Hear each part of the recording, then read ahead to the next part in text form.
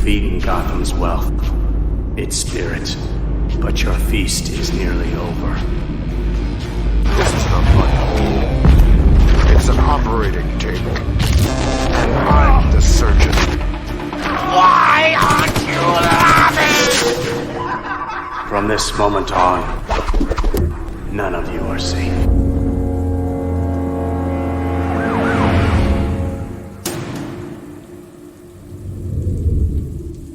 Welcome to the Batman Book Club, a podcast exploring the Dark Knight Library. I'm your host, Ryan Lauer. The Batman Book Club is a proud member of the Batman Podcast Network, hosted by Batman on Film. Just go to batmanonfilm.com, click on podcasts, and you'll find the Batman Podcast Network that has a whole list of other Bat-related shows that also like to dive into other nerdy subjects we all love to frolic about in our free time.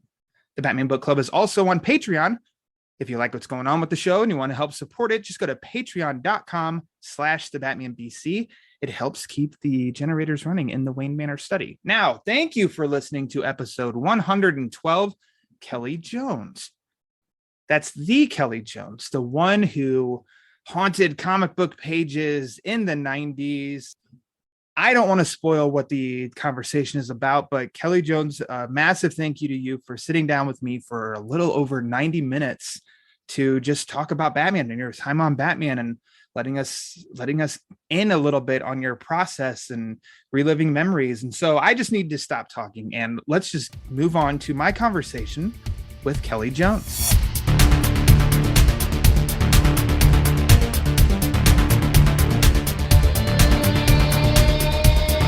Kelley Jones. Kelley, thank you so much for agreeing to come on the Batman Book Club. More than welcome. Thank you. I'm honored. Well, I appreciate that. And I have a lot of questions for you. A lot of things I want to talk about, but I ask everyone when it's their first time on the show, what is your favorite Batman story? My favorite Batman story, I would have to say, is the Englehart Rogers run in Detective, which is to me the defining, definitive, perfect Batman. And nice. If I were an editor of Batman, I wouldn't say anyone has to live up to something or copy it or anything. I'd say that's the atmosphere and the tone that you want to keep no matter how you do it. I think it's one of the most amazing, just in comics in general. I think it's one of the most amazing stories runs ever, and it defined all those characters. And if you were not I always measure things by if you weren't a fan of something, if you weren't a fan of comics or the character, whatever, if you read that, you would be just as impressed as someone who loved it. It's that good. It's one of those little miracles that happen every so often, where the right person writes it, the right person draws it, the right character at the right time. It just all came together, and none of it was intended. It's hard to make something special. But I remember friends of mine at the comic shop I was going to, I was just a kid, and they knew I was not really reading that stuff, said, you have to give this a shot. And that's the best thing someone can say, is it transformed them. It took them from not being a fan or not having it on their radar to saying, I am now a fan of this. And it made me buy up all the Batmans and get into it and understand it. But to this day, I can go back and read it for pleasure, Yeah. Wow. So that was kind of your gateway then. Yeah, it was. Into Batman. Perfect. I mean, that was the story I was going to get to, is ask you kind of your origin with Batman. Well, I had the good fortune of meeting Marshall Rogers at the time, about a year after those came out. And I never used to do that, but I made a point to go. I think he and John Byrne were the guys that I made a point to go see as a kid, because their work made me like stuff that I hadn't liked or wasn't really interested in, or it wasn't on my radar. Like I said, I was reading all different kinds of stuff, but Rogers' work is still, to me, the definitive Batman in my head. It's the one I see. Yeah, I've mentioned that a lot on this in this show, of my love for, now called, the Strange Apparitions. Yeah, it's just, they didn't have a title for it then. It was just, Steve Englehart wrote the scripts in advance. He had no idea Marshall Rogers was going to draw them. Marshall was assigned it because he had done some cool little backups and people dug it. And he interpreted those scripts brilliantly. I don't think Steve Englehart saw them until he got back from Europe. You know, they were drawn and produced and on the stands and out and made a huge splash, and he didn't know it until he came back. And so he didn't even know wild. Rogers was going to be on it. It's just one of those flukes that happen. Yeah. Which is, I mean, it's crazy. And I would almost a friendly argument of, has there been any team that's had more of an impact with such a small amount of story? You know, it's 6 regular issues. No, I it can't is defining because it influenced the films that subsequently came later on, and it changed how everyone did the Joker. I think it's still the most disturbing Joker I've ever read. And he doesn't do all the stuff that later on, which is kind of over the top to me, but his stuff was, you know, this guy just had his view of the world the way it was, and he needed the Batman in it. This was all brand new stuff. I mean, what his goals were made no sense, but they did to the Joker, and I think there's some of the funniest but most frightening at the same time things happening, and that's a hard thing to do as a writer. Much harder too for the artist to get that across. It all just came together. I always tell people when they read it, it could have came out right today. If it was coming out today, it would be huge, just like it was then. What are we, almost like 45 years later? And I think it still feels so fresh. Yeah, still feels so fresh. Yeah, I if, like I said, I would just make it, if I was running DC, it would just be something I'd put out once a year. We just keep it in print, because you want people to always see your best stuff. And as a company, that was a real high watermark. And that's not to say, you know, I loved, obviously I loved O'Neill and Adams stuff when I came to that. There's always individual stories here and there. I dug those quite a bit. And they were every bit as important. It's just, I think, as something that is crystallized or distilled or whatever you want to say, it was those. They were deadly serious with a sense of humor, but the humor was within the action, and it wasn't made for laughs. It was like grim, but it was there, you know.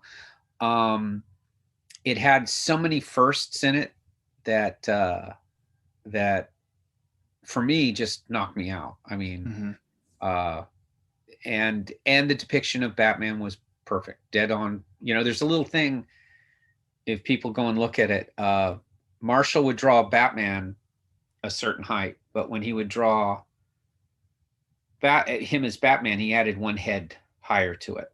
And it was a subtle thing, right? It was just this subtle thing that he was more impressive. But it's a great touch. I mean, it's one of those things that you subliminally notice it, and it's once he told me that, I went, yeah, that's thinking. That's really good thinking.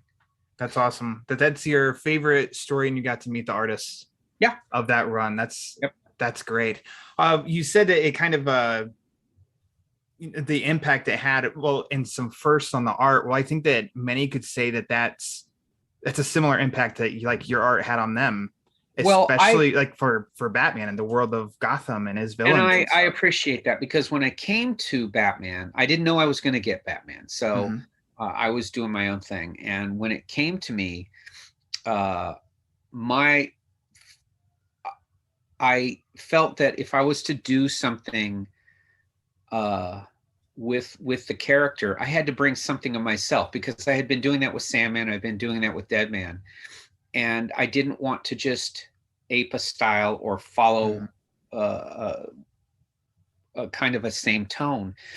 And so what I wanted to bring was a very film noir and Gothic feeling to it. I didn't know how to do that. I mean, I knew what I wanted. I could say it verbally, but visually, I didn't know how to do that. So I think for me, it was, I always fall back on, well, if I invented the character, how would I do it if I was inventing it? And I try not to overthink it. I don't go into it thinking, well, what if I was Batman? I always think of it, what if Batman was like in the alley, or what if he was after me, or what would get to me? Because his whole thing was fear. And what just came to me was that cape and cowl. I mean, that it's there already, but I made that the centerpiece. It wasn't everything else. And then when you have that idea, it spawns other ones. And that's why I would make the utility belt really be a utility belt with just all kinds of odds and ends. But that's the fun of comics. There's an eccentricity in comics, and Batman of all comics lets you be more eccentric. You can do more of those things. I decided as well to make the city I didn't want New York with the lights off. I wanted it to be its own city. And I wanted it to be an anachronistic city as well as an advanced city. So you'd have all the modern stuff, but you'd also have steam trains and hook and ladder phones next to state-of-the-art computers. It's just an odd place, and an odd place that makes these people. It isn't Batman creates it, or it's not. It's Gotham itself is a weird place, and I got that just from when I would travel to different cities.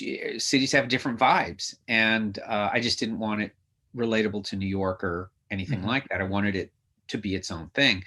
And what I enjoy about comics, especially if you're going to do something like Batman or any run, is you come up with that primary idea of what you want to say with it, and let that create more ideas.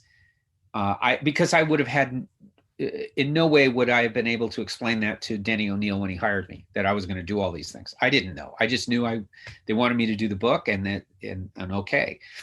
And within no time, this whole thing just sort of spread like a disease, as it were. and it's fun. I mean, the ideas would just be all over the place.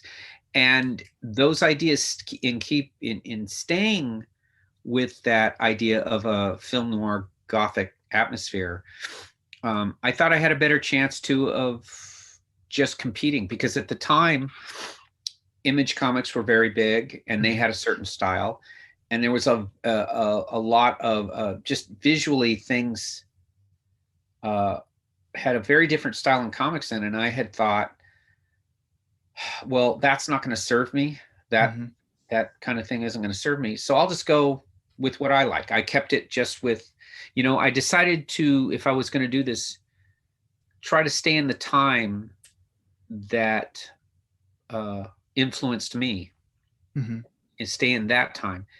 And as far as comics go, and that really helped.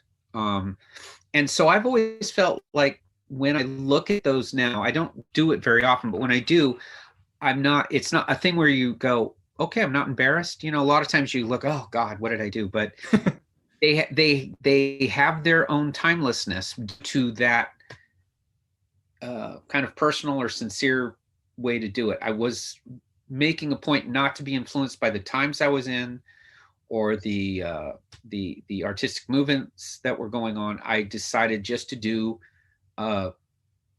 Batman as something where I felt people could come and it would be a quieter book. They weren't connected to others. There wasn't huge things going on. They were just very intimate, pure Batman stories. It's the only way I really knew how to do it, because if you think too much, you'll ruin it. Yeah. And so I just kept it small. And it worked.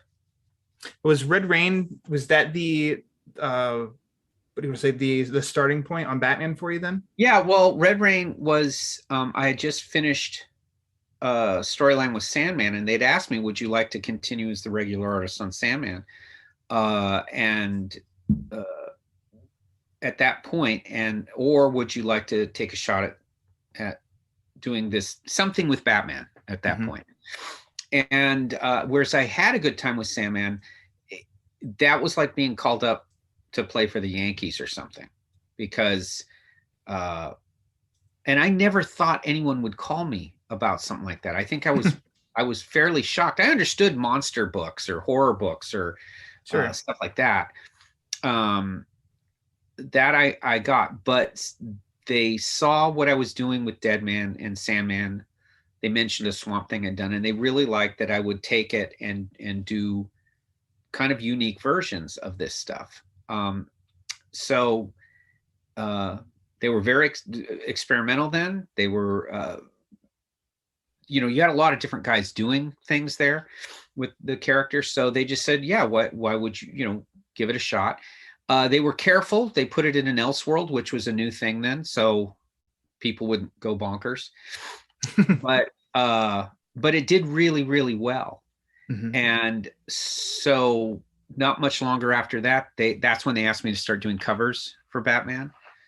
I never really knew what was going on in those books. They would give a shorthand, but they liked the Batman they were seeing. And I think it helped that I didn't know, because I was just doing this Batman the way he appealed to me. It's very hard to go out and do this with the idea, well, I'm going to make something everybody likes. I don't know how to do that. And I applaud anyone who does. I have no idea how to read an audience. I just do it thinking, well, there's got to be a handful of people like me, and maybe they'll like it. And then I go from there. And I've always done it with the idea that it's the last thing they'll let me do. And they're gonna, but there's a freedom in that. Mm-hmm. And in that freedom, and in that freedom, the ideas blossom. And that's where this version of Batman came from. I knew I'd kind of hit on something after a while, because I would have a lot of other artists and other comic book creators tell me how much they enjoy it, even to this day. It was, but when you're that close to it, you don't know how different you are. Mm-hmm. And I would recommend that to anyone creatively or anything in life. When you stay true to something or sincere to whatever it is, you have a better chance of it connecting. And I wanted a very definitive Batman in my head, what it was that made him interesting and cool and worthy of someone plunking down their money to follow it. And maybe holding on to them and read them later on and go, hey, this is, one of the things they would keep. You stay in that because that's all you have. I didn't think sales, or I didn't think anything like that. Because I don't know what to do. I don't know how to do that. I am as shocked as anyone when something does that well, because I'm not thinking on those terms. I don't know how to do that. But I do know that I don't want to be bored. And so when I'm working every day, I know if I'm bored, everyone else is going to be bored. I'd rather do it where I'm not bored and happy that day and someone really disliking it, than I made someone happy, but I was in mental prison while doing it. Sure. It's got to be, there's got to be that excitement to it, So, I mean, I guess as far as Red Rain would come then, so I assume that the script was probably done and it was thinking whose art would go with this. What had happened is Doug Moench, who wrote it, had an idea for this very gothic story of Batman. Though it was horror, but in a gothic story, even though the goals are accomplished, the good wins in the end as it is, everybody can die in it. It can be very, very bleak that way. And he had seen what I'd done on Dead Man. He'd seen what I'd done on Sandman. And he thought, hey, I think this guy might be the one. So he called me up and he said, I have this idea. Would you be interested? And, at that point, just the simple, and he had, at that time, Doug was very close to Denny O'Neil. And Denny had just said, if you give me a script, I'll approve it. So he said, it's a gig. All I have to do is turn it in. I'll send it to you. You read it over. I read it and I loved it. It was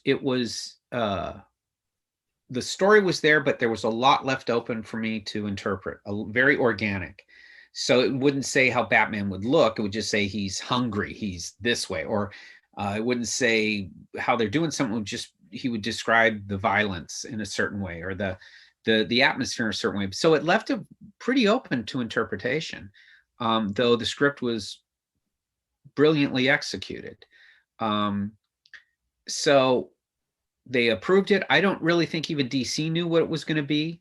Mm-hmm. I know I certainly didn't. Doug may have, but I didn't. It kind of grew in the telling as I went, and I thought that would be it. I thought that would be the only time I would do anything with Batman, because it was so different, and it was a story that had a beginning, middle, and end. It was done.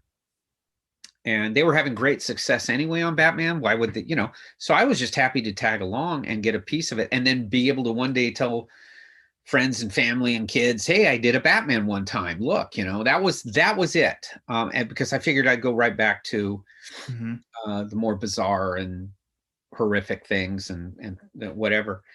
And it probably is with Rogers and Englehart. I was at the right place at the right time, and I had struck a chord, and I didn't look like anybody else, and I wasn't like anyone else. And good or bad, they can.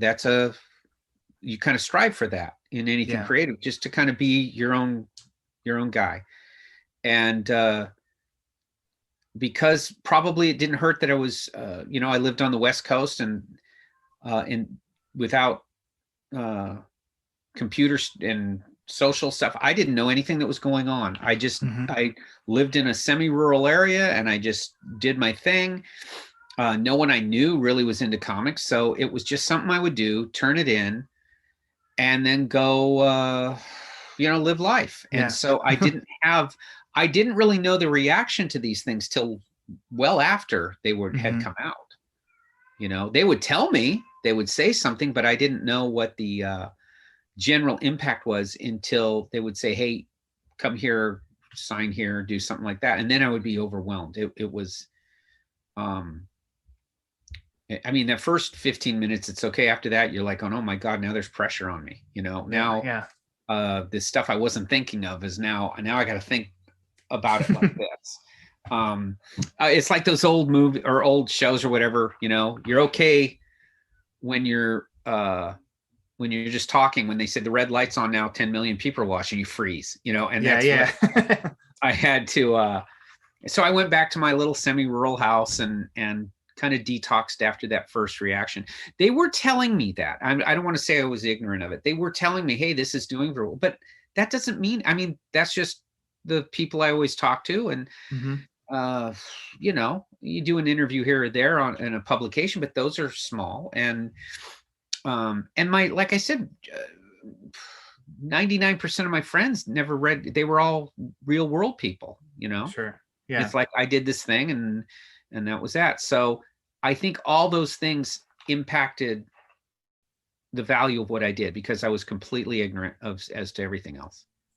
That's great, because I think that I can only imagine that it would also help and benefit you too, if, like you'd said, you were just kind of doing what you imagine Batman to be, and that's what all you've been doing, and then they tell you that's working, so you're just like, okay, I'm going to keep doing Batman as I see Batman, as I believe Batman should be. Well, I had the good fortune of Denny O'Neil being an editor, who being one of the premier people involved in this character.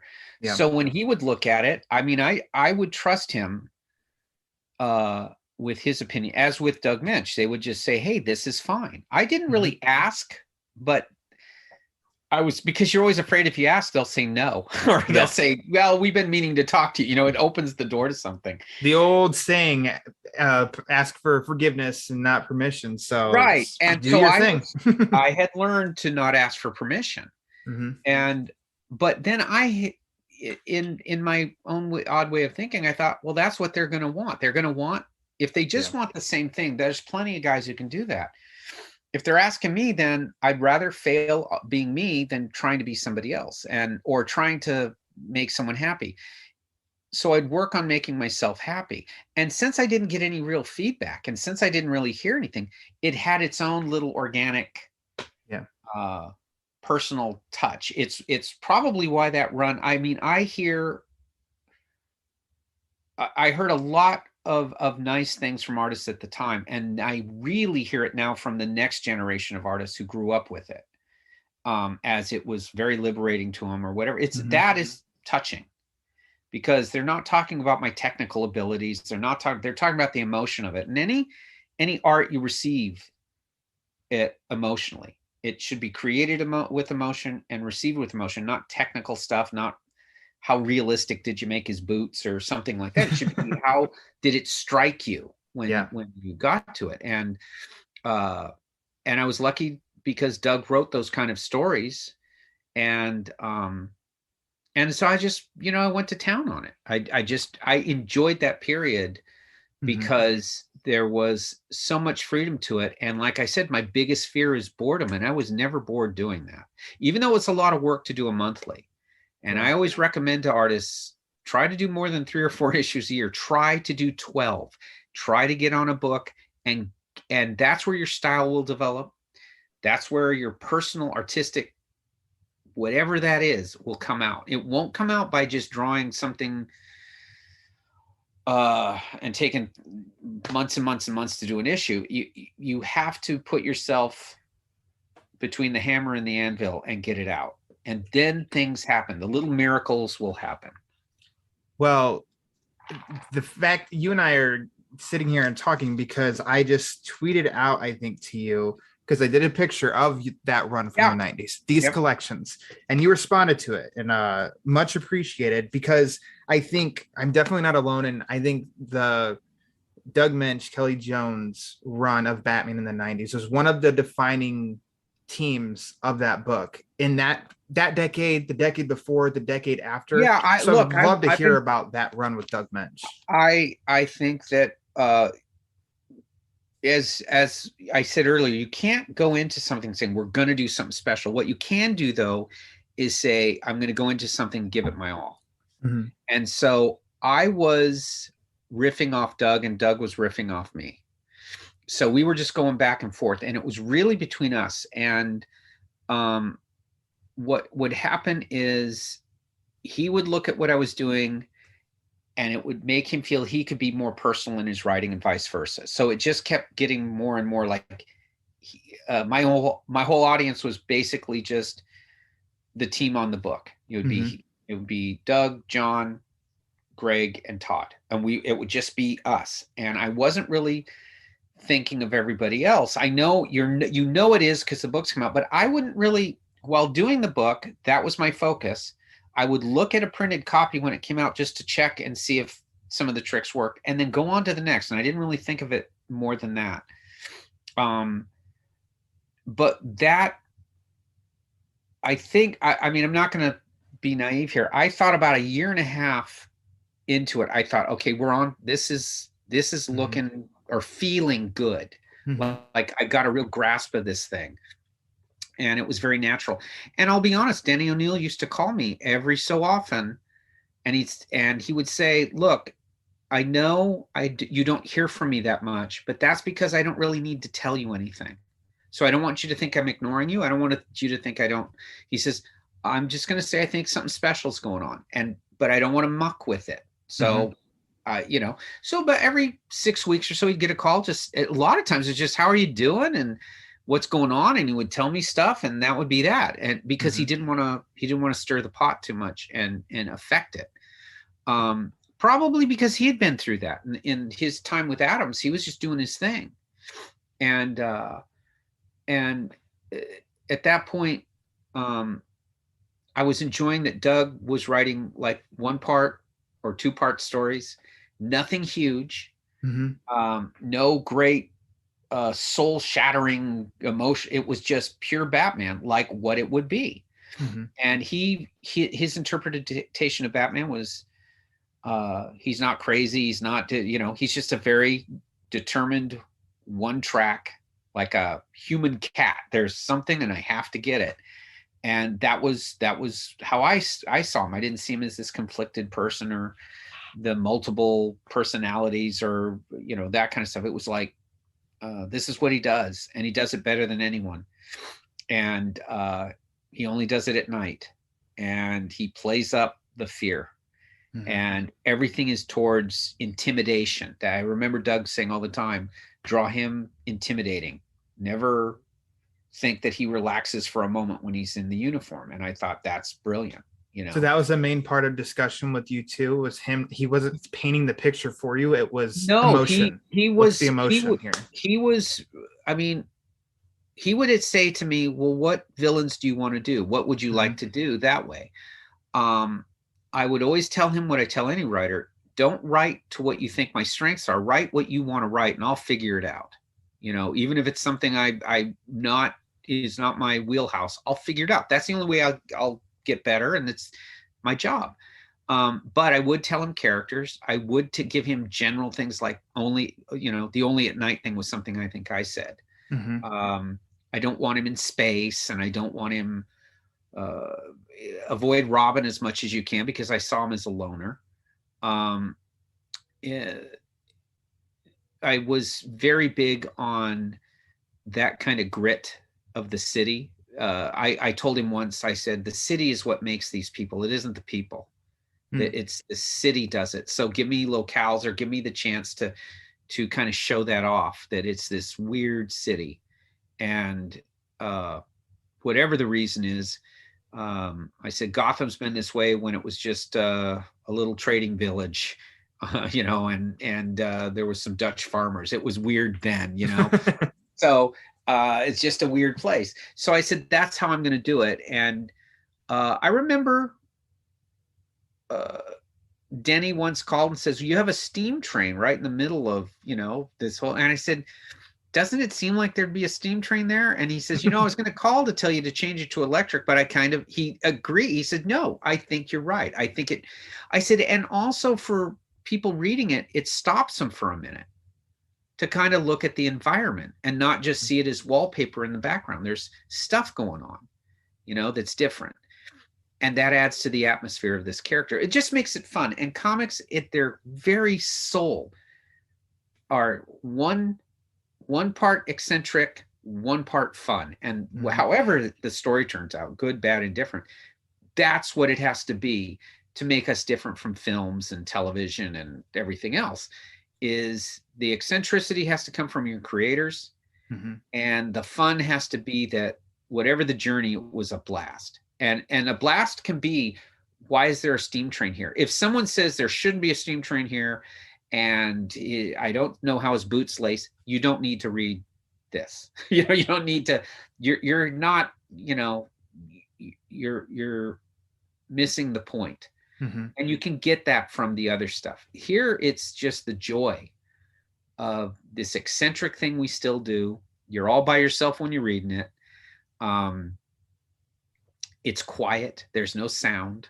You have to do all this stuff in your head. Take advantage of it. I mean, rather than see it as a limitation, you take advantage of it. And that's all I was trying to do. I mean, it made for longer days, but it made it much more interesting.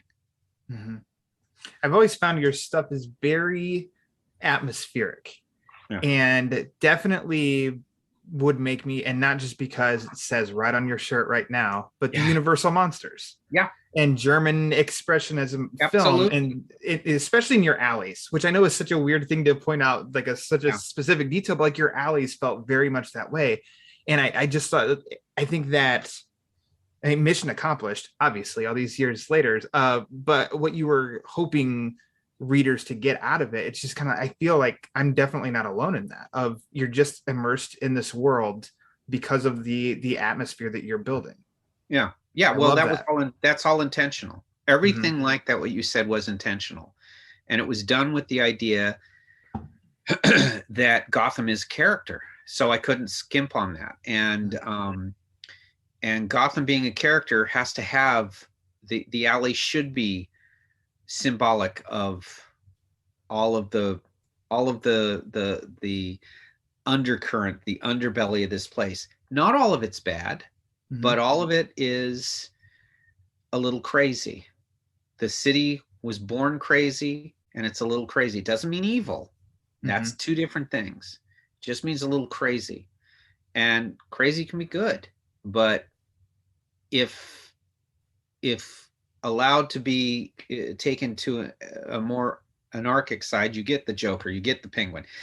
Batman was, people always used to say to me, well, he's not successful because these guys still do what they do and whatever. And I said, no, he's extremely successful. That's why they're crazy, is they keep opposing him. The definition of crazy is you keep doing the same thing and you fail. And that's what they're doing. I said, regular people, they don't commit a crime. I mean, they're done. Once he says stop it, drags them off. Regular folks, they change their lives. That's how I always saw it. And it's why they would tolerate him. Law enforcement would tolerate him and let you break all of your constitutional rights, right? So he would tell regular thieves and burglars and rapists and murderers, regular ones, never again, don't ever do this again. And you would never do it again. Even if you had to go to jail, you'd straighten your life and whatever.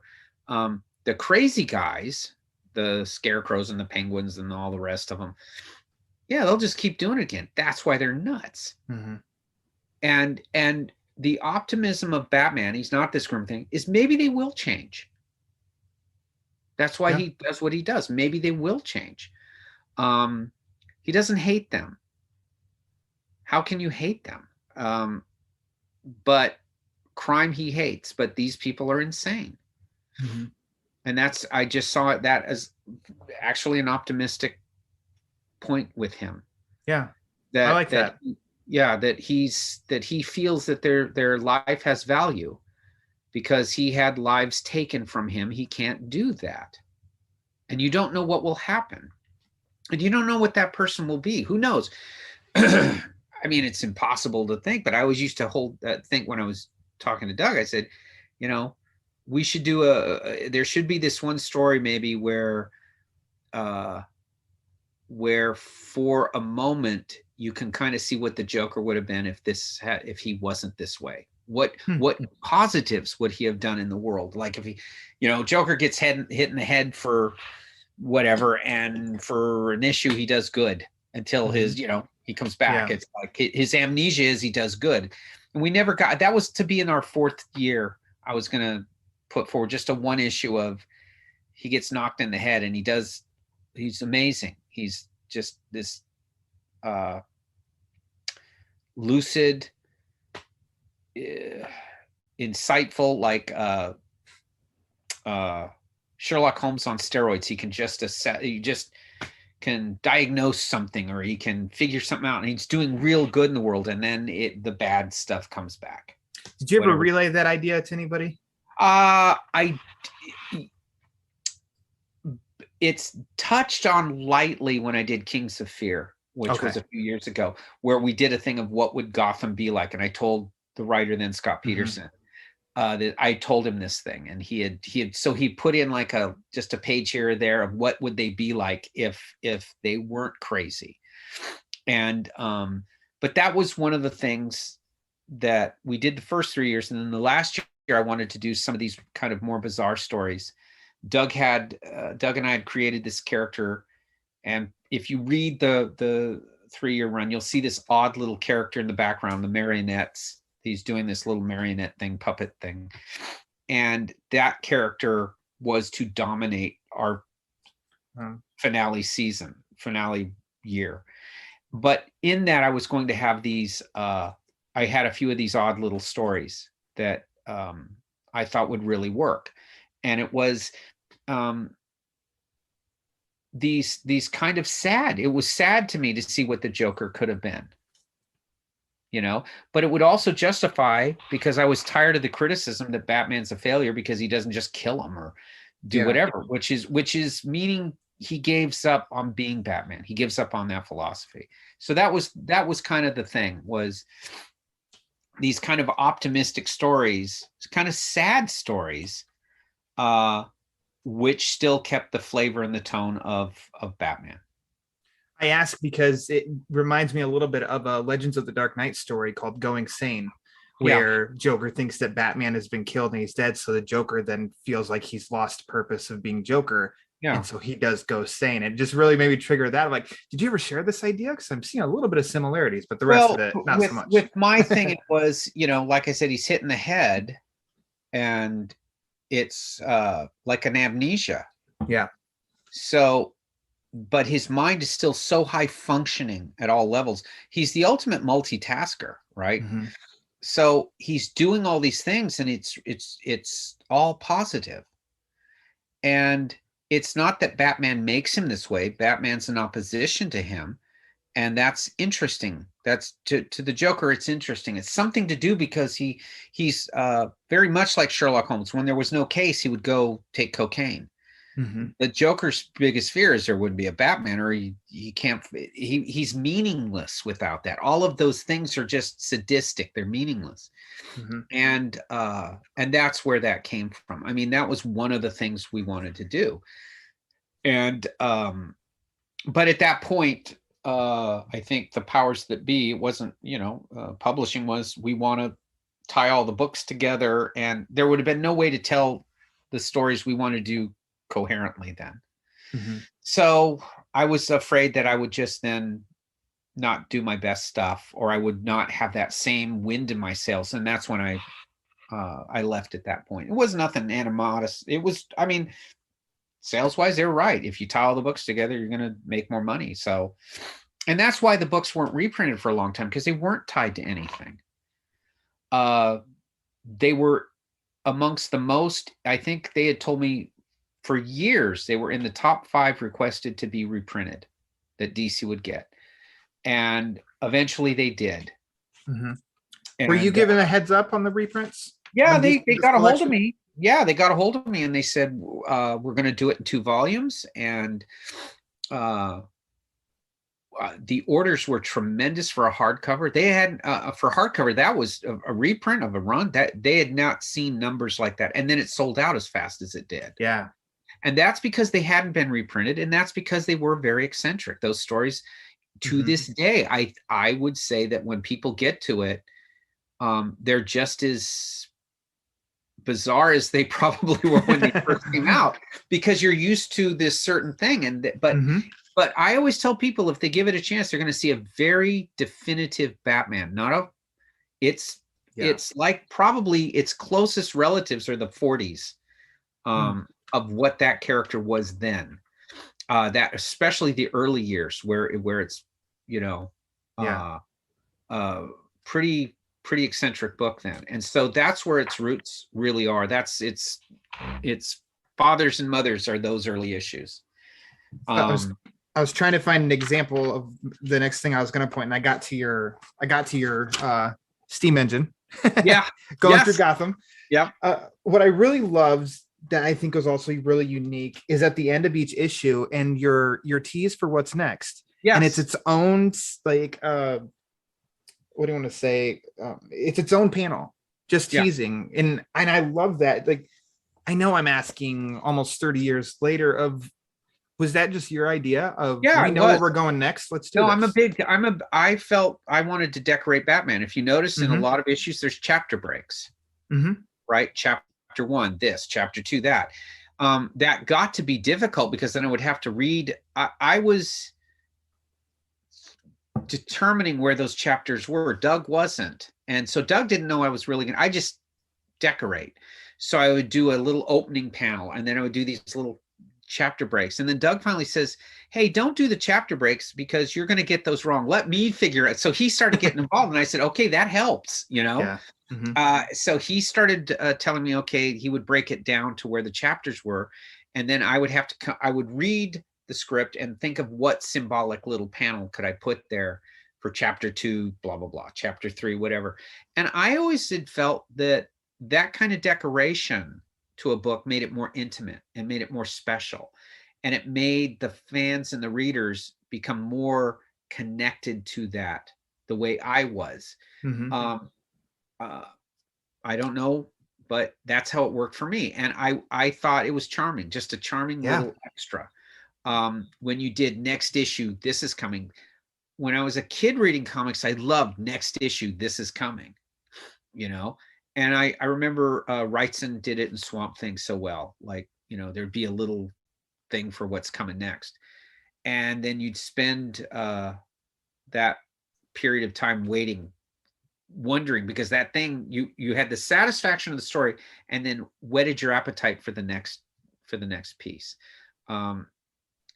But it's just delight. It's just the charm and the eccentricity of comics, you know. It's that fourth wall. You break it down a little bit. Yeah. You know, the tough charming, part was great word, the charming. tough part was coming up with something new all the time that wasn't just repeating what you did, you know, but that's the fun of it. Yeah. Well, that's perfect for I was going to ask you how, if it was, and if so, how challenging was it to not only do a monthly book, but also do the cover? You know, I have to say that it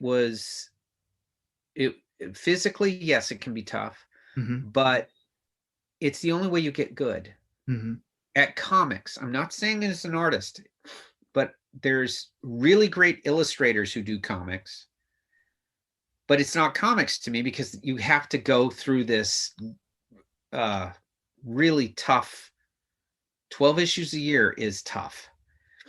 And I think I wanted to be a really good comic book artist first. Then I could do the illustration stuff if I have to, and I can do that. But something inside yourself grows when it's in that position. The ideas come, the confidence comes when you have to do 22 pages in a cover a month. And you don't get a break. You go right on to the next. And if you want a break, you better keep your deadline so you can have a few days in between of nothing. But usually I spent that time getting my reference because, you know, Doug would tell me and I'd go to the bookstores and I'd find what I needed.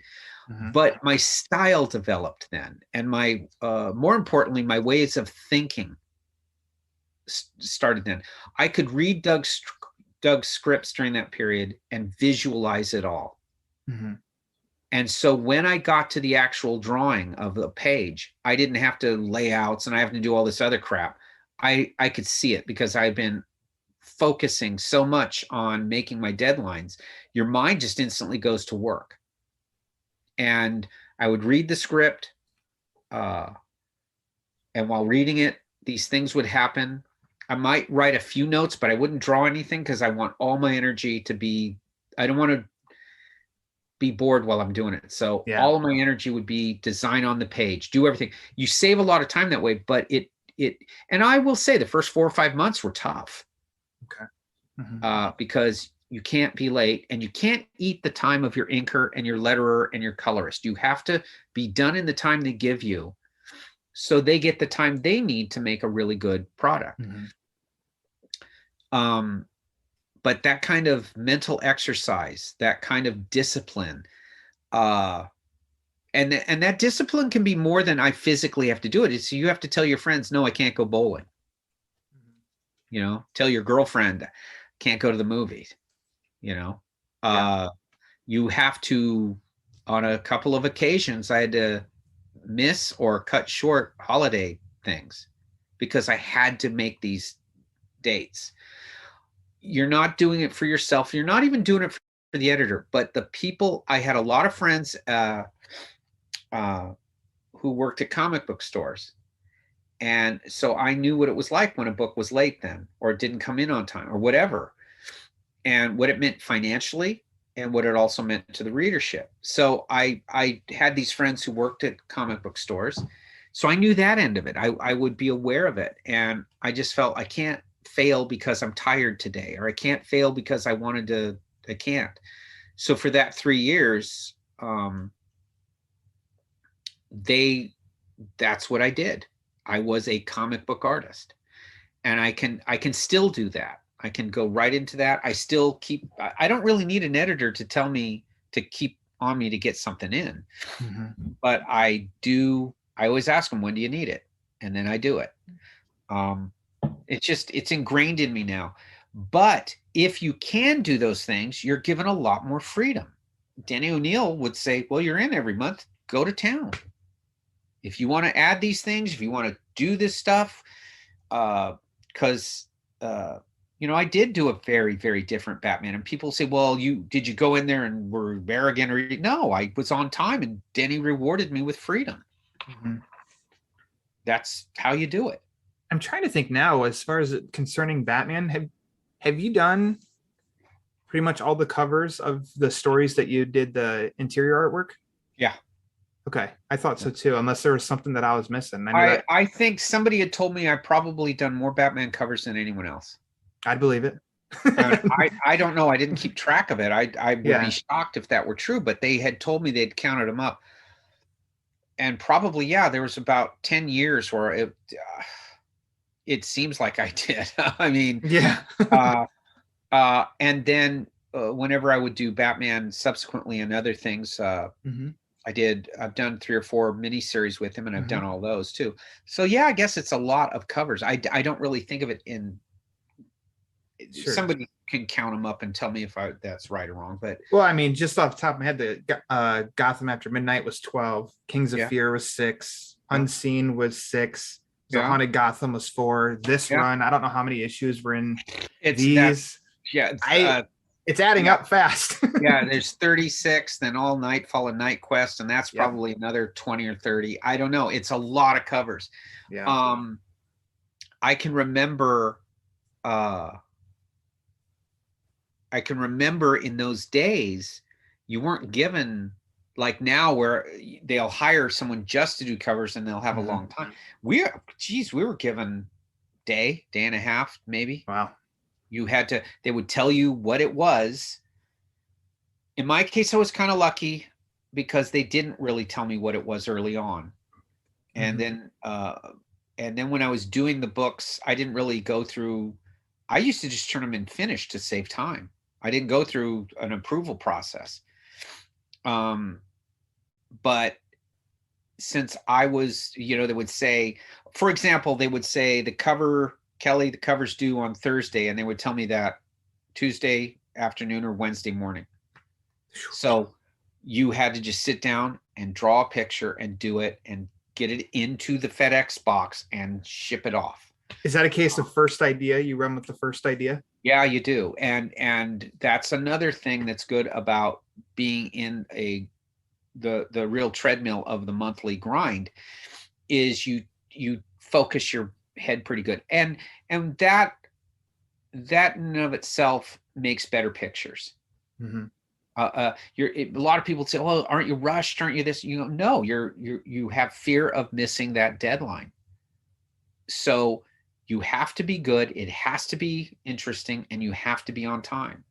I think a lot of times, I'm not crazy if someone comes in and says something like, and I've been able to do it a few times, but if they come in and say this enormous amount of work in this short amount of time, and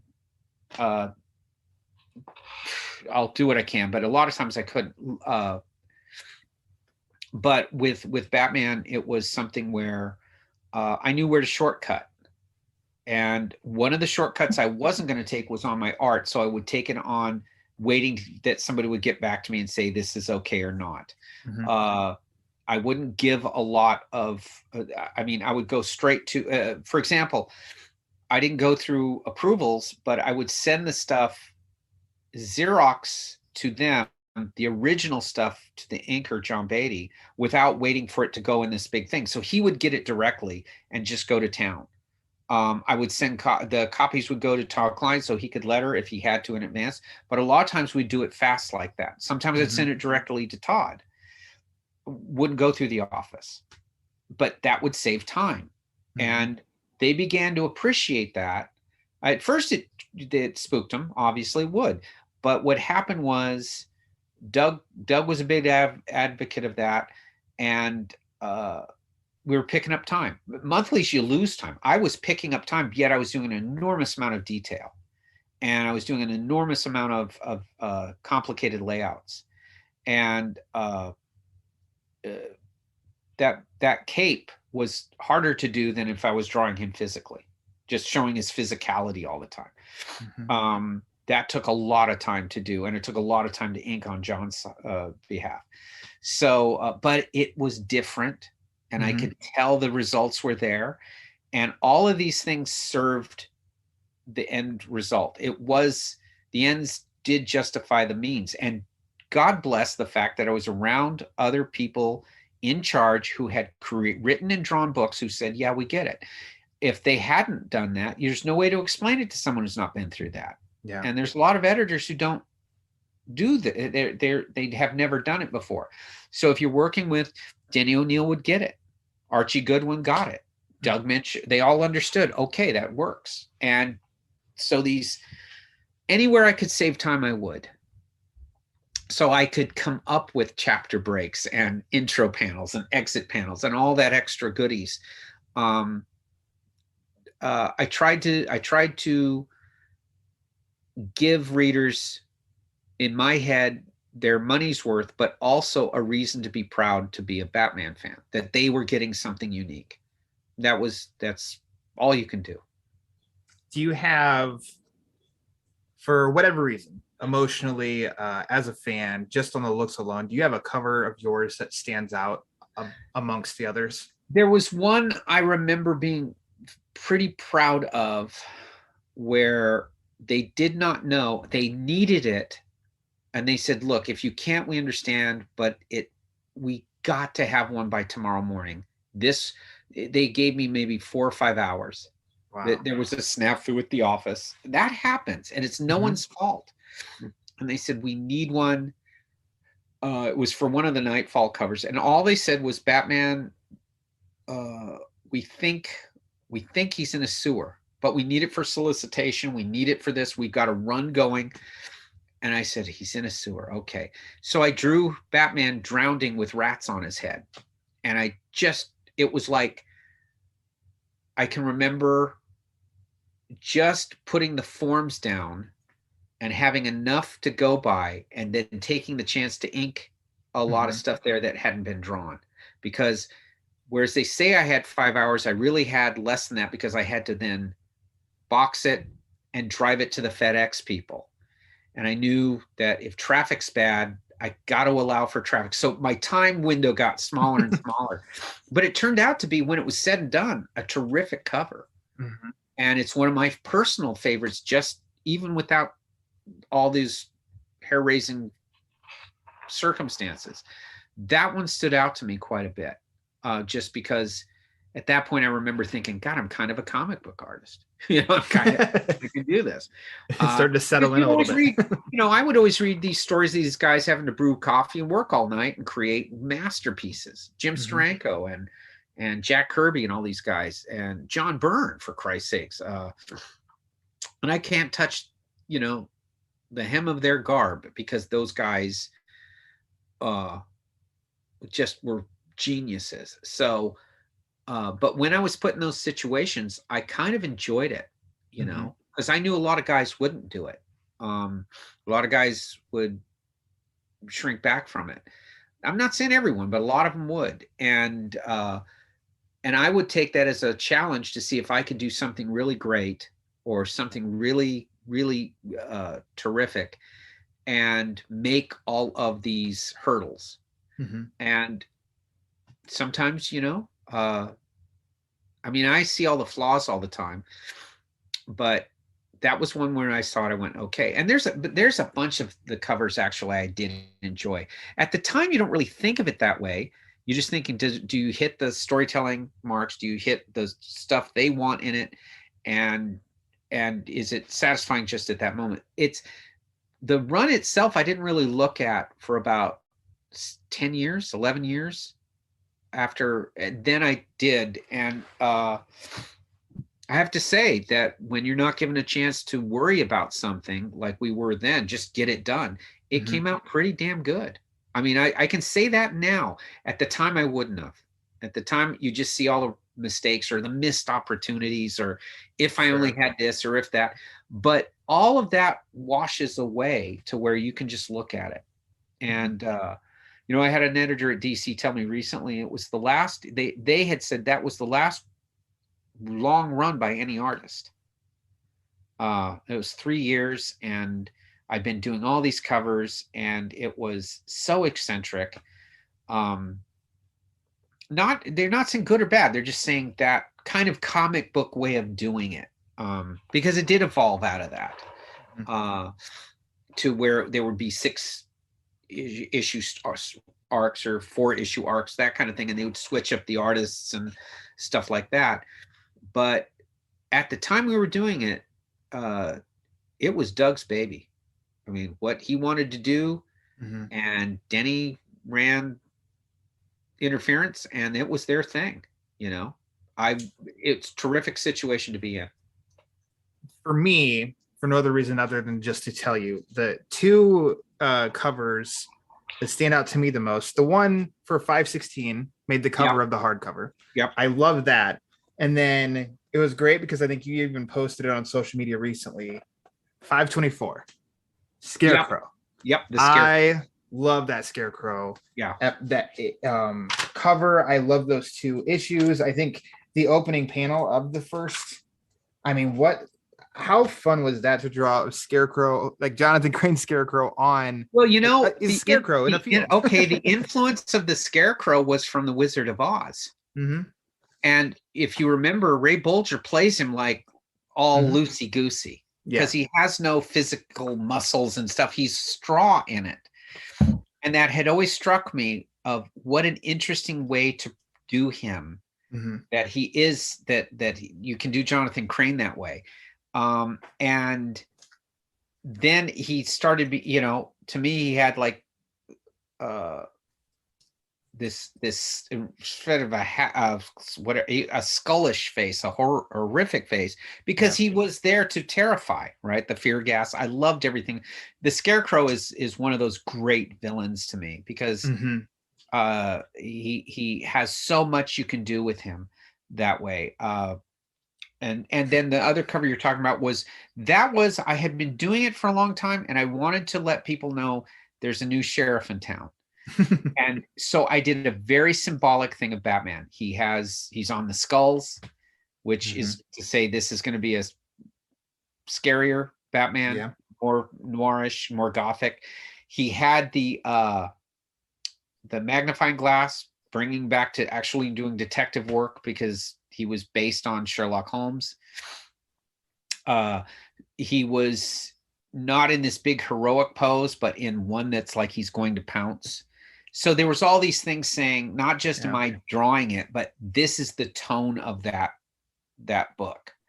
And that was not anything it's nothing you say, hey, DC, I'm going to do this. I didn't do that. I just thought, well, I'm going to let everyone know visually. Yeah.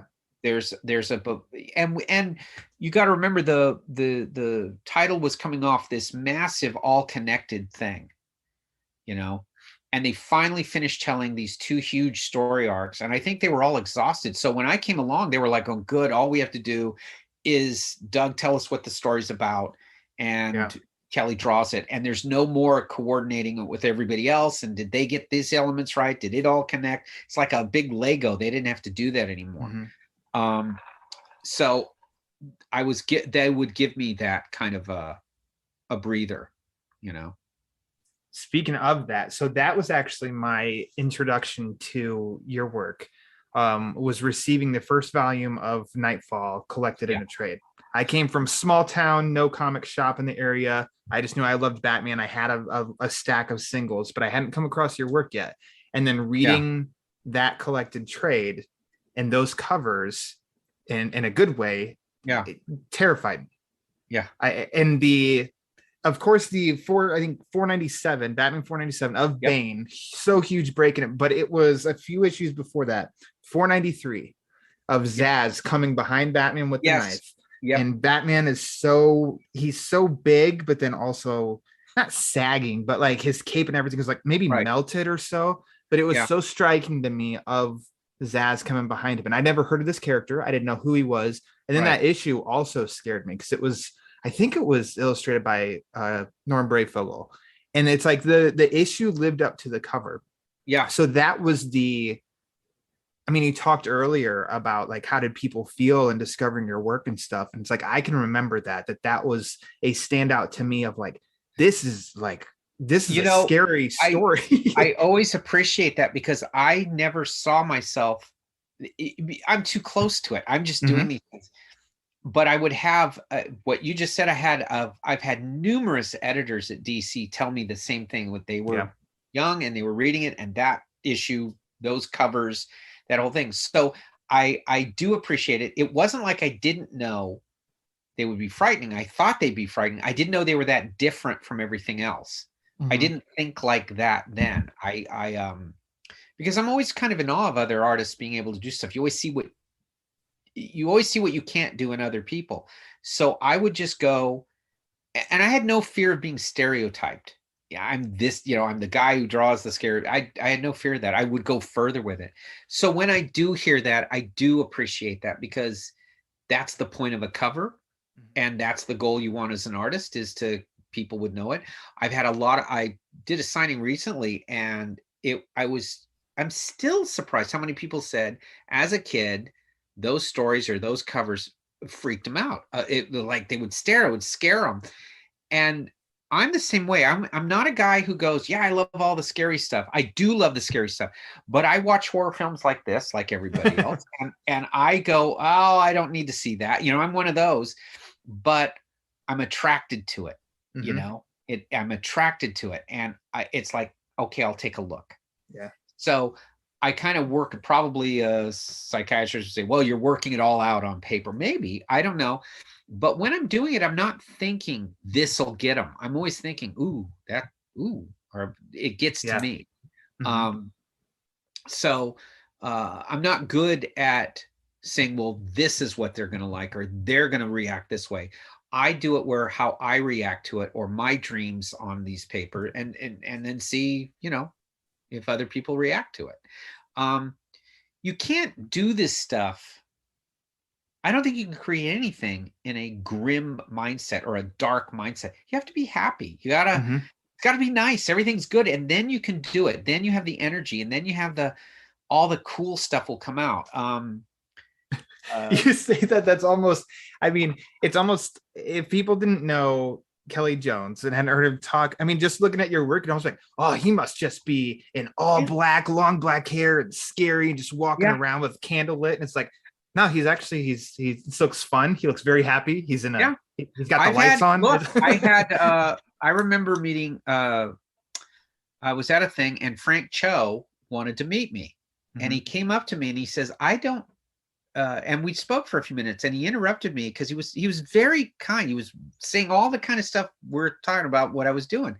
And he says, I don't mean to say this, I'm a little disappointed. He says, because you're not like, you describe like I'm wearing a cloak or something. He says, you're fairly well-adjusted, happy person. And I go, yeah, sorry, because you can't, I can't work the other way. I can't, I'm certain people can do it, and good for them. But I think all the people I really like who do that kind of material were pretty happy people, I think something David Lynch said something to that effect once, and it attracted me. He says, well, if you're tired or you're down or you're grim or you're moody or you're depressed, you can't create good stuff. You have to he always said, you have to eat right and you have to get enough sleep, and then you can create nightmares. And I went, that's true. What a quote.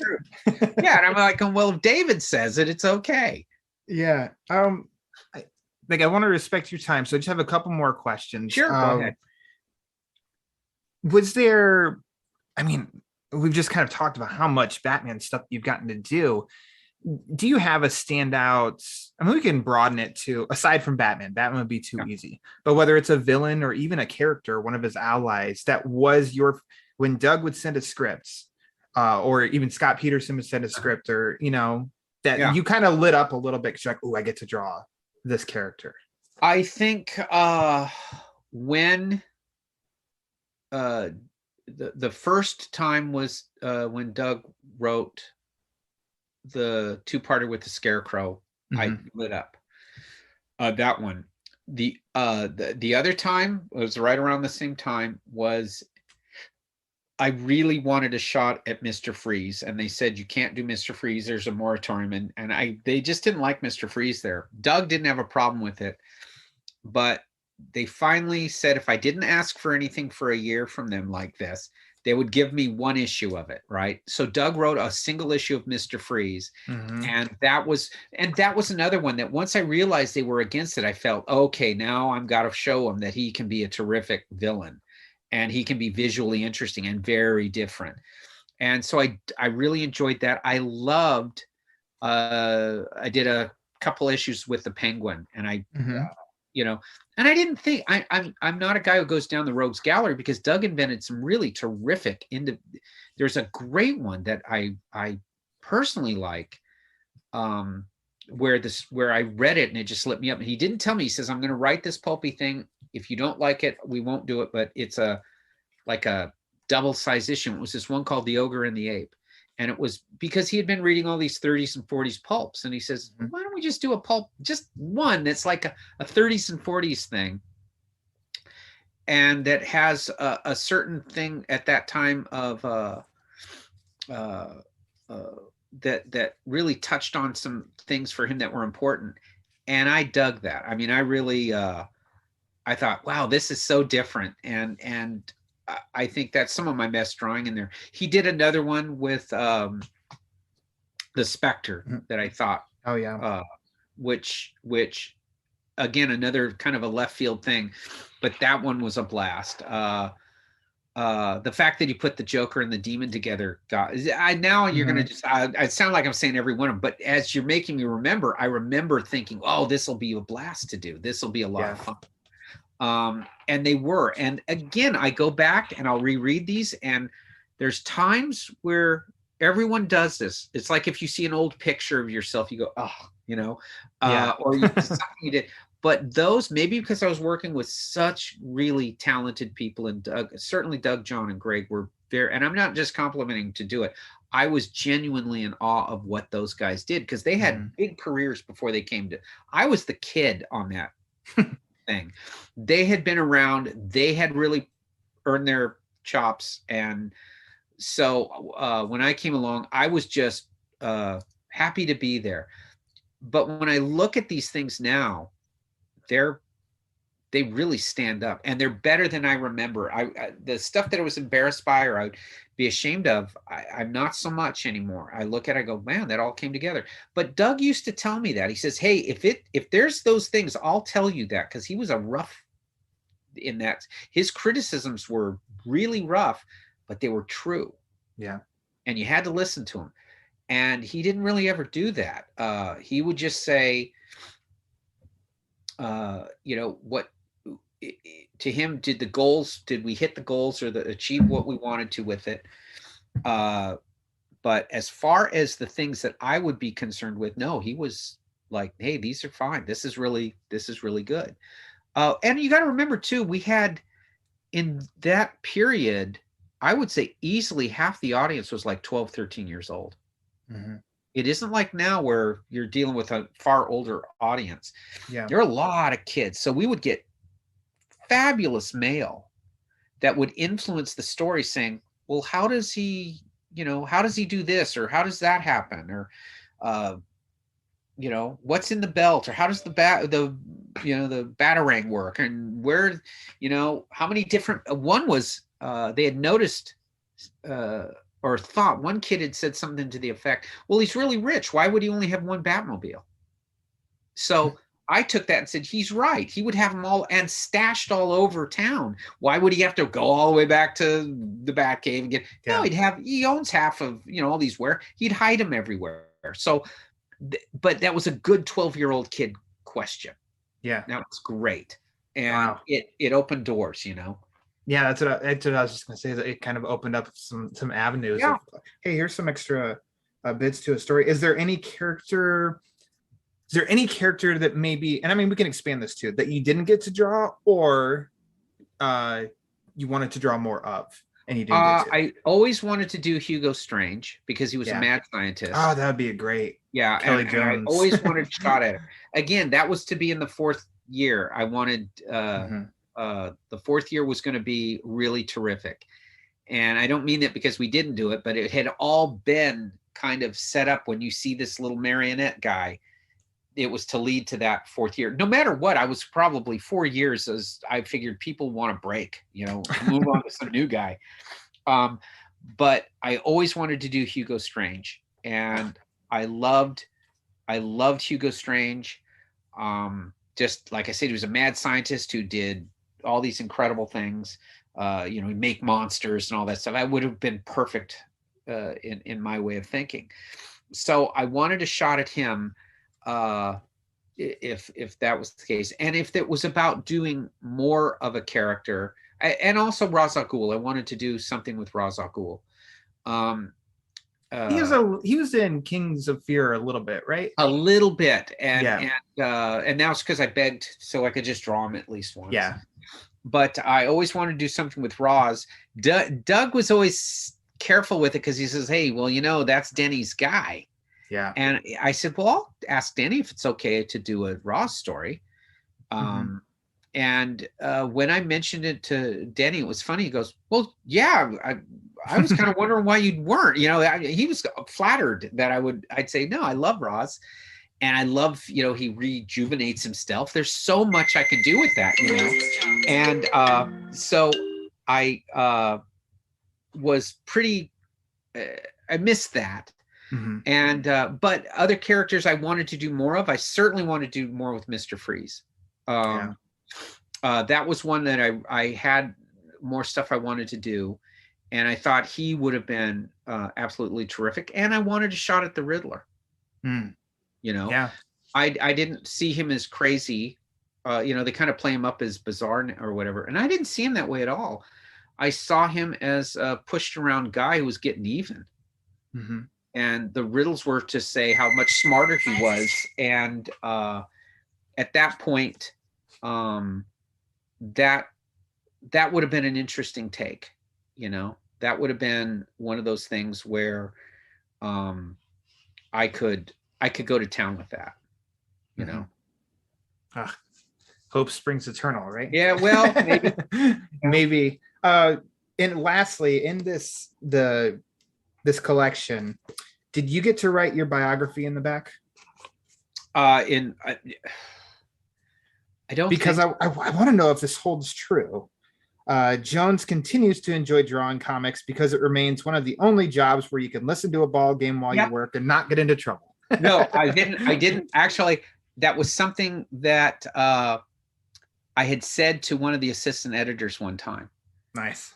And he had called, and I was listening. I had a ball game on, and that's another thing where I probably disappointed people then, because I didn't come in a cape and cowl, and I would stop and say, "Do you know the score of something?" But yeah, I would. Well, I remember when I was a kid in school, it was the game would be, in those days, the playoff games would be in the afternoon, and you'd go crazy because you couldn't follow it, But no, they had heard me say that, and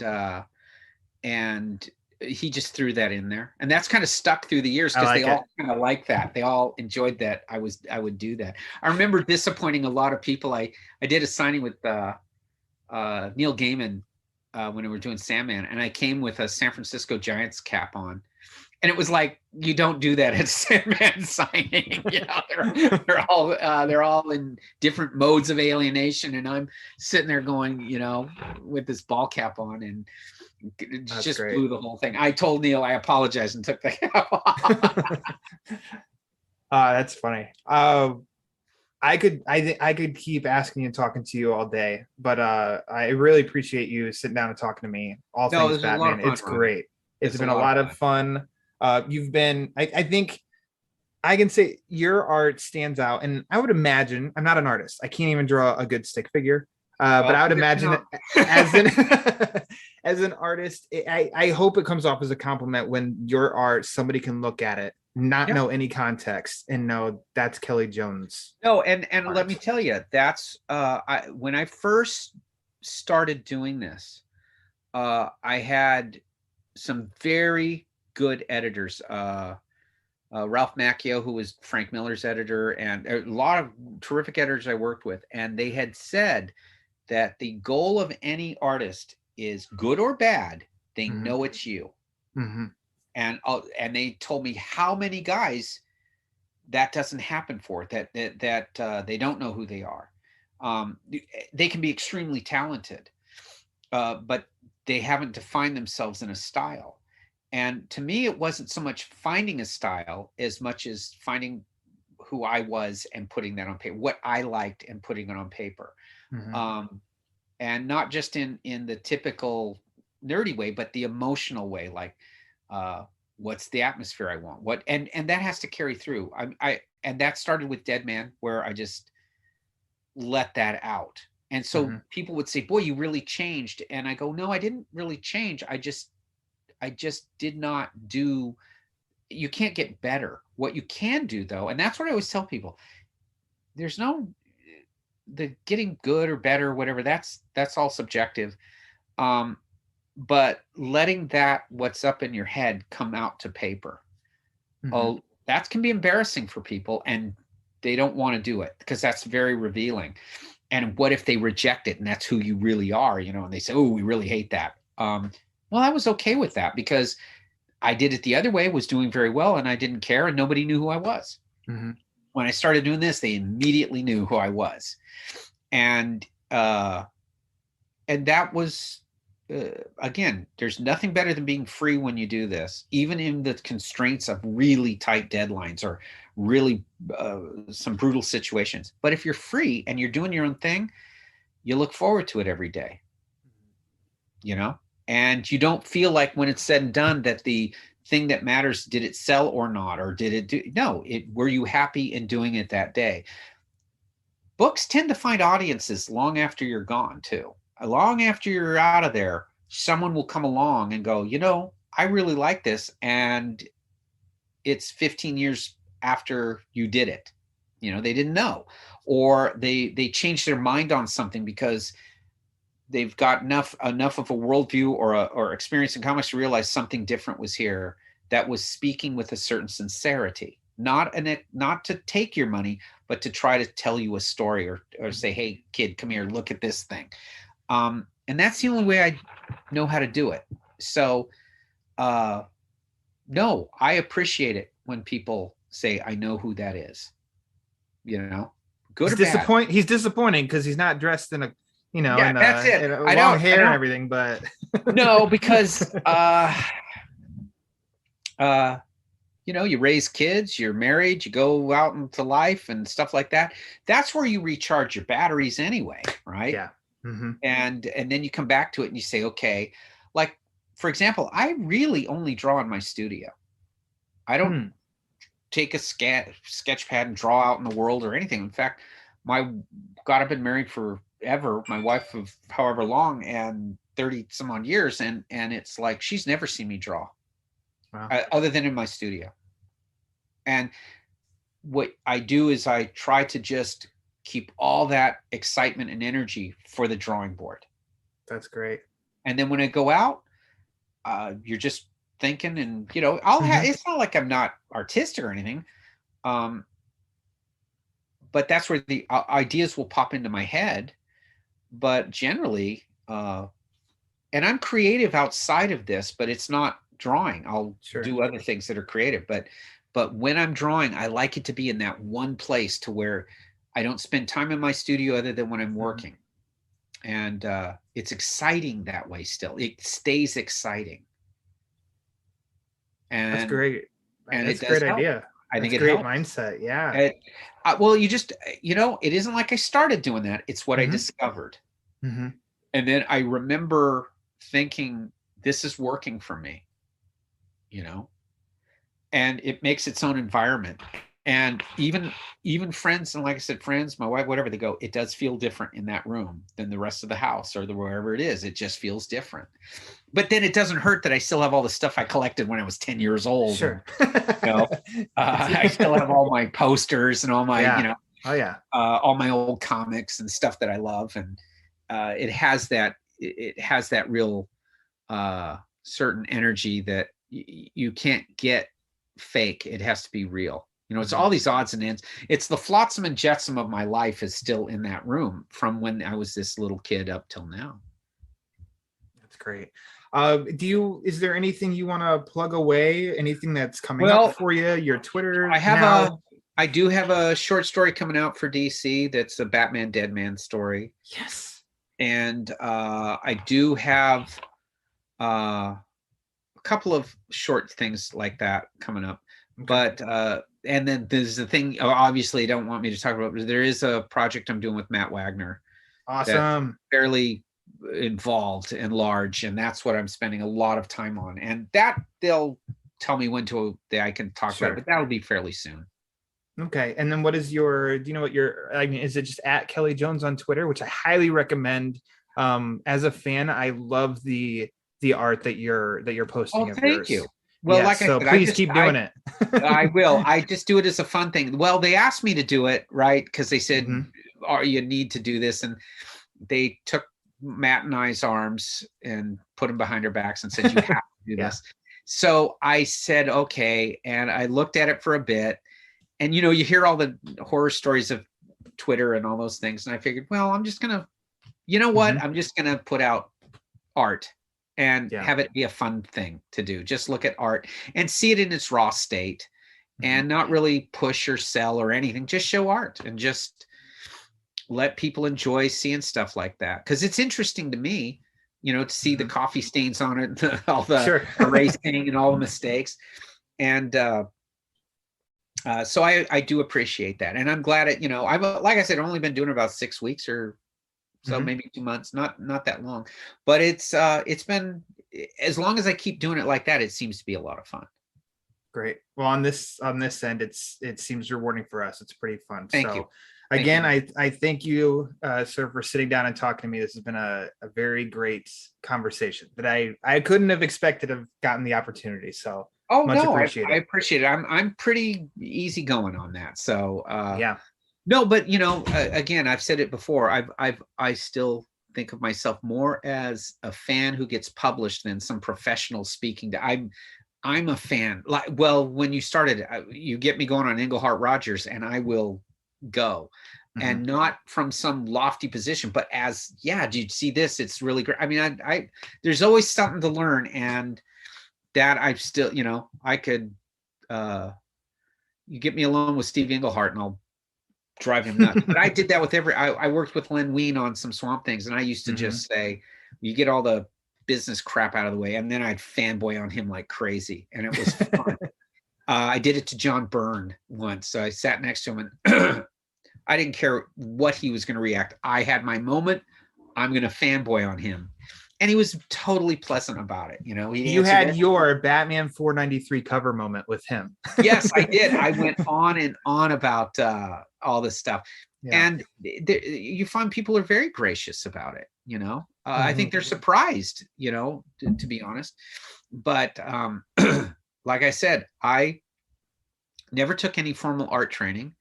I never did anything. I never thought I would be doing this, much less a career in it for all these years. I mean, I've been doing it professionally since October 31st, if that isn't that odd. October 31st, 1982. And I was like a kid. I was just a kid. They pulled me out of a hat and said, let's do it. I thought it would only last a year or two at best, because I was going to school, and I figured, but it has lasted all these years. So I haven't had that moment where you get the diploma or you moved on or whatever. It was like I was a kid then, and it stayed that way.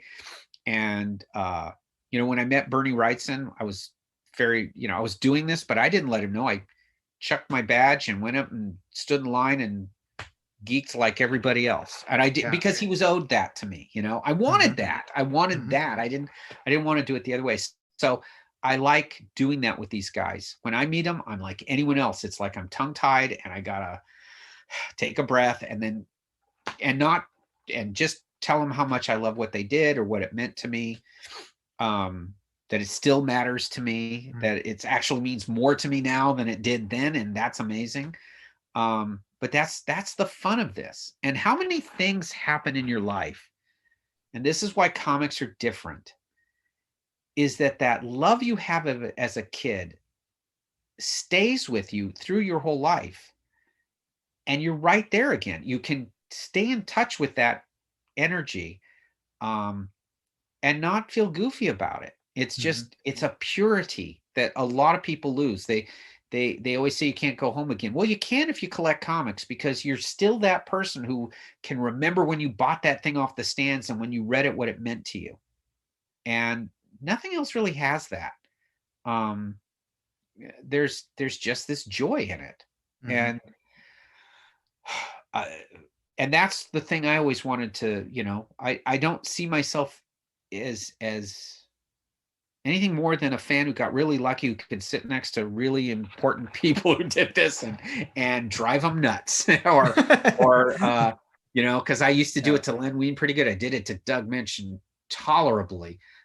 We got to talk about work. I remember I said, yeah, we will, but you did this thing in Shang-Chi and I got to know blah, blah, blah, blah. And then he'd get talking about it and we'd lose an hour. Same with Len. I would just drive him crazy with stuff about what he did. And he would go, okay. And I would, but that was the fun of it. And it was, I'm not, I wasn't asking for any other reason than for my own personal enjoyment, and there is something to that when, you sit there and you think, God, now it's like I'm 12, but with all the, all the responsibilities of an adult, but I still have this thing where I feel sorry for my friends in the regular world. They have none of the stuff they were when they were a kid, right? They have none of those things. All of us, we drag it around like poor Marley and his chain. It's like everywhere we go, we have all this stuff, and it's just wonderful. There that kind of passion. It's got its good and its bad, but mostly it's good. Mostly good. Always good. Yeah. Always good. Well, I appreciate you taking the time yet again. I'll keep telling you that I liked it a lot. It was great talking to you and hearing your insight on all of your hard work. Thank you very much, sir. I appreciate it. Let me know and how this, and I'll put it up on my stuff too. I appreciate it. Thank you very much, Kelley. Thank you. Thank you very much. Bye-bye. Once again, a massive thank you to Kelley Jones for sitting and talking with me. It meant a great deal to me that I got to tell him some of my, give him some insight on when I first was exposed to his Batman characters, the Gotham City characters, his world, his atmospheric, Gotham City, and how, I don't know, just how much I respect his work and really appreciate his work. So a huge thank you to him for talking with me. And I hope you guys got a lot out of it, just as much as I did. So you learned where you could follow Kelley on Twitter, and that's a huge recommendation for me to follow him on Twitter because he's sharing a lot of really cool art. That's a lot of fun to get a peek at. But if you want to follow the Batman Book Club, you can do that on Twitter and Instagram at the Batman BC for latest episode drops, upcoming episodes, and sometimes even some giveaways. If you want to watch my conversation with Kelley Jones, you can do that on the Batman Book Club's YouTube page. Just go to YouTube, the Batman Book Club, click subscribe. There you go. If you want to help support the show, there's a variety of ways that you can do that. Like I said at the top, patreon.com/thebatmanbc. You can also support the show with merchandise from TeePublic. Just go to teepublic.com. You can find the Batman Book Club t-shirts, hoodies, onesies, notebooks, a variety of things you can get to support the show. But if you want to support the show and you don't want to spend any money at all, that's 100% a-okay. Just go to the rate and review page on whatever podcast source you listen to, whether that's Apple, Spotify, Amazon, Google, iHeartRadio, wherever. Just go to the rate and review page, because the more reviews the show gets, the more it helps spreads the word. And as we all know, the word is panic. So for Kelley Jones, I guess, I am Ryan Nauer. Until next time, read my Batman comics.